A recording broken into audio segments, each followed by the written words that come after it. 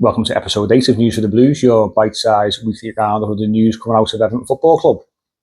Back after what's been an eventful week, obviously for the football club, for ourselves as well. Great win at Aston Villa. Obviously, we covered all that on episode 296 of the podcast. And then episode 297, quick turnaround. I was down at Goodison Park speaking to Maz Pacheco, one of the Everton women players, before they've got this big double header starting tonight at home to Brighton before next weekend, next Sunday. Aston Villa are in town, so make sure you check that one out if you haven't listened to it already. Great interview with Maz. Great to get her insight and her thoughts about Goodison Park. Obviously, the home form has been a bit of a struggle. Hopefully, things improve tonight. Get yourself down there if you can. Tickets available. I think the Park End box office is open as well. Really, really cheap. Donuts are cheaper as well, £2.50, which is also a really, really good thing as well. So if you can do, get yourselves down and check out the episode 297 that came out on Tuesday. Back to the men's team, and David Moyes just had his press conference pre-Leeds. Obviously, a lot of talk, and one of the major talking points out of the club over the last couple of days or so is the injury to Jack Grealish, stress fracture to his foot. David Moyes hasn't disclosed any kind of time scale. He never does he? That seems to be his thing. However, the talk is in around 12 weeks.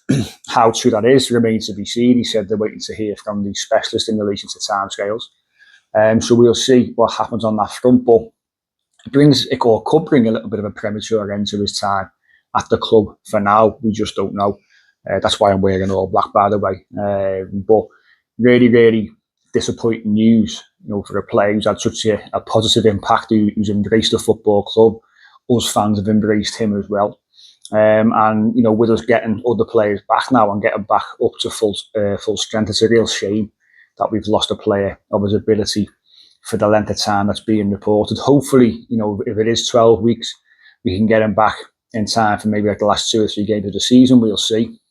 But big blow. Best wishes to Jack with his recovery. In other injury news, obviously a bit more positive. Jared Branthwaite, obviously another week further along in terms of being back in full training. So we can't wait, hopefully, to see him in the squad on Monday night. I'd expect him to be. Never know with David Moyes, do you? But I'd expect him to be. Fingers crossed on that point. Dewsbury-Hall, another player who was back in full training. Charlie Alcaraz back in training. So, 3 really, really important players there, especially Branthwaite and Dewsbury-Hall, in terms of improving the quality of that starting 11. Alcaraz as well, we know the impact that he can have with Jack Grealish and the injury that he's got. He's going to probably get a bit more game time as well. We know we've seen him play wide, we've seen him play centrally as well. So good to get him back as well. So who knows, the squad could look a lot better and a lot fuller and fitter come Monday night. Excuse me, and including obviously our AFCON champions. David Moyes said, just got back into the building about half an hour before the press conference today. He knocked them through the window, asking them basically where they'd been. So he wants to probably want them back a little bit sooner. He said they will be assessed over the course of the next day or so to see if they're going to be fit to play a part Monday. I'm sure they will be. Absolutely flying high after winning the AFCON at the weekend. What a crazy game that was, by the way. If no one's seen it, have a little look at on YouTube in regards to what happened there. Crazy set of circumstances. But Senegal came away with the win. Massive for them too. David Moyes asked about, obviously, the importance of obviously players coming in with after being successful. And he's obviously having winners in that squad, he said, is really, really important and can only be a positive thing, can't it? So great to get them 2 back in.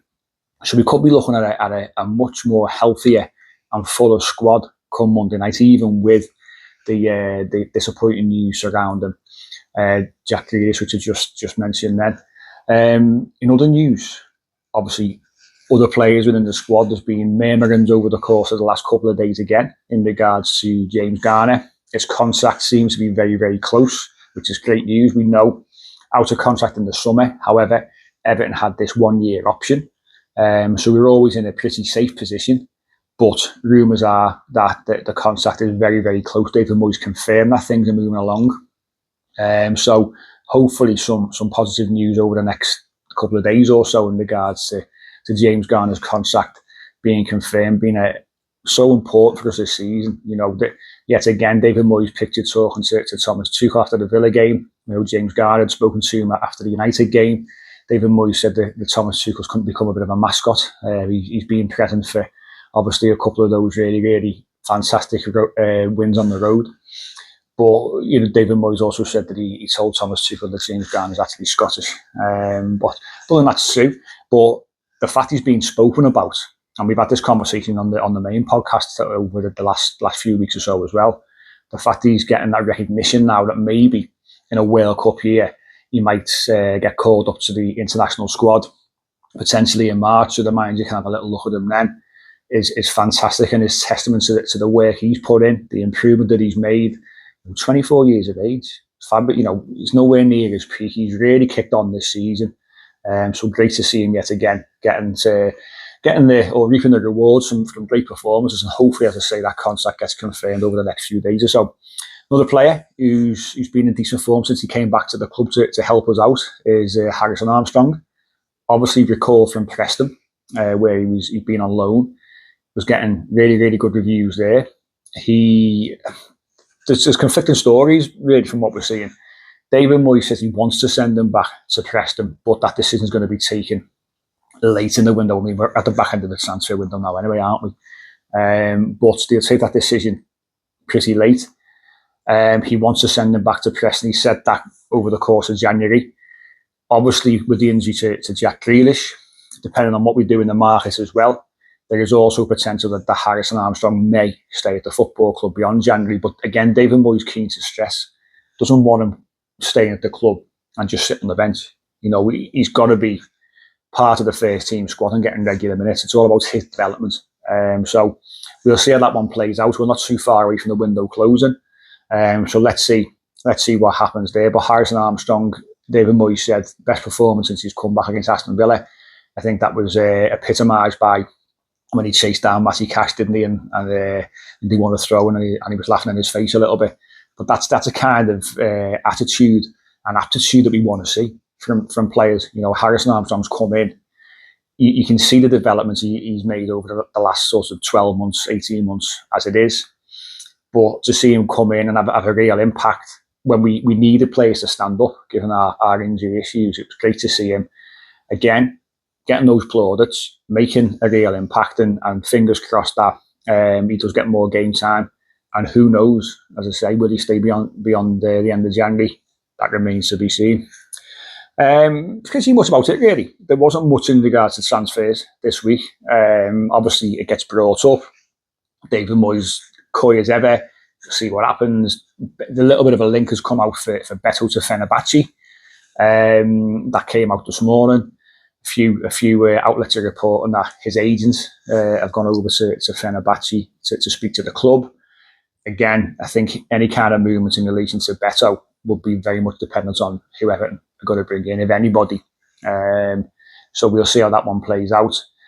Again, we don't know in relation to if anyone's going to come in. I think that all the talk at the start of the week was Everton are going to look to prioritise loans because the owners are wanting to protect the PSR position so we can go into the summer and have a right go in that window.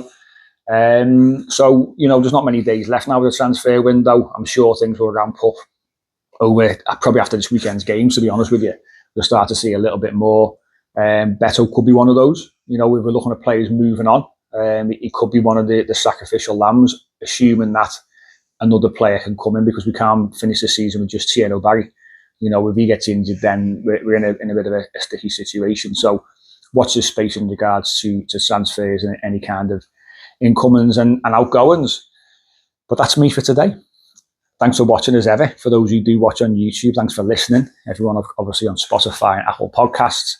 We'll be back with the main show, episode 298. We'll be probably on Tuesday, because obviously we're playing Monday night yet again. So we'll probably do a show on Tuesday to look back on that Leeds match and look ahead to the Sips of Brighton. If you can, join us then. As ever, thanks for watching. Thanks for listening. We'll catch you next week.